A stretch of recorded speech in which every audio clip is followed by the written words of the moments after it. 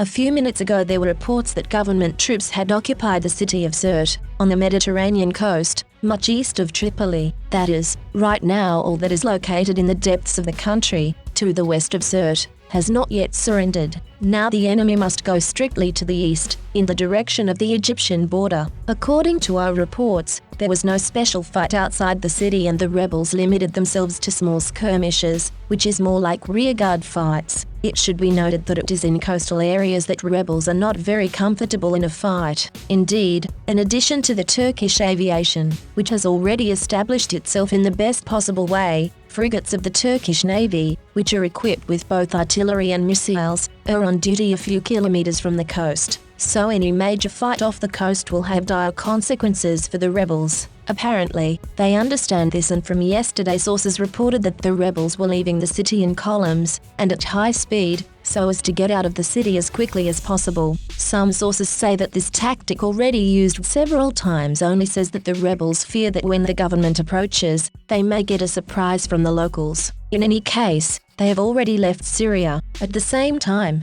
Haftarites are dashing from the stronghold of Al-Jafra. At least there is such a video. The retreat is increasingly reminiscent of fleeing, as government troops discover the huge deposits of weapons, equipment and ammunition that the rebels abandoned. We do not know by what principle the Turkish military allows the rebels to withdraw, but it is known that they destroyed part of the equipment. In the photo above, armored personnel carrier of the United Arab Emirates, which was hit by a Turkish drone. Perhaps they are throwing clearly military equipment simply out of fear that they will be smashed into the trash on the road. But here is what the trophies from Tahuna look like. Just see how many tanks are thrown. Well, the inevitable begins. Haftar's closest associates began to leave. So, Brigadier General Idris Mahdi has already announced his withdrawal from the illegal military forces and called on everyone who was under his command to go over to the side of government troops. It is still difficult to say how massive this phenomenon is, but if it does unfold, it is clear why Russian mercenaries are being evacuated so quickly. After all,